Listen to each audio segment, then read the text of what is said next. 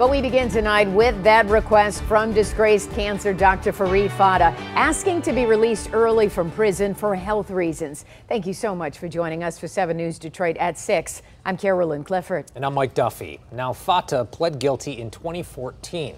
He was sentenced to 45 years in prison after pleading guilty to fraud, money laundering, and conspiracy. Fata was accused of putting cancer patients through needless treatments, and in some cases, treating people for cancer who didn't have the disease. A letter about his early release request was sent to victims and family members earlier this month. Tonight, 7 News Detroit reporter Tara Braddock is hearing from the son of one of Fata's victims, along with a nurse who reported Fata's actions to the state medical board. Former cancer doctor Farid Fata has been behind bars for 11 years. He is set to be released in 2050. He is asking a judge to let him out early due to health issues. But his victims and their families say he needs to stay where he's at. What he did was just horrific. Mark Berger's mother, Ruth Berger, was one of Farid Fata's patients. Mark says after his mom went into remission, Fata insisted that she continue chemotherapy treatments. Fata just said, "I'm your oncologist. I know how to treat you. You need to trust me for everything." Ruth did as Fata said and continued the treatments, although she didn't need them.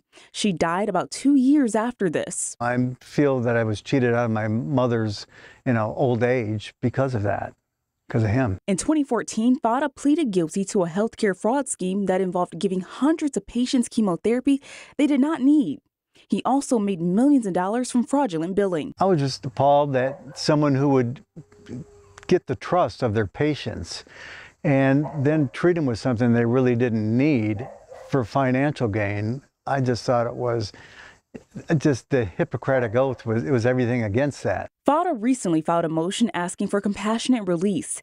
He says he has a rare blood disorder, and if he doesn't get out of prison soon, he will die. He showed not one of those patients any type of compassion, but yet he's asking for that now. Angela Shuckworth is an oncology nurse. She once applied to be a nurse at Fata's doctor's office, but after one interview, she noticed things were terribly wrong. I saw one thing after another being done incorrectly, OSHA violations, but the biggest thing was chemotherapy being given incorrectly. Shuckwood never accepted the position at Fata's office and immediately reported him to the state medical board after her interview.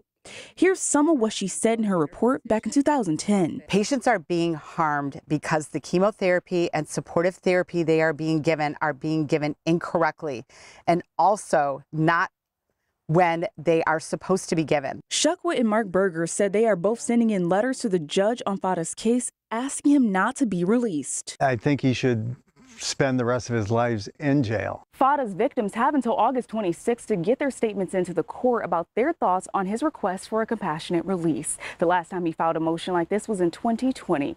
Reporting in Southfield, Tara Braddock, 7 News Detroit. Okay, Tara, we'll see what happens. Thank you.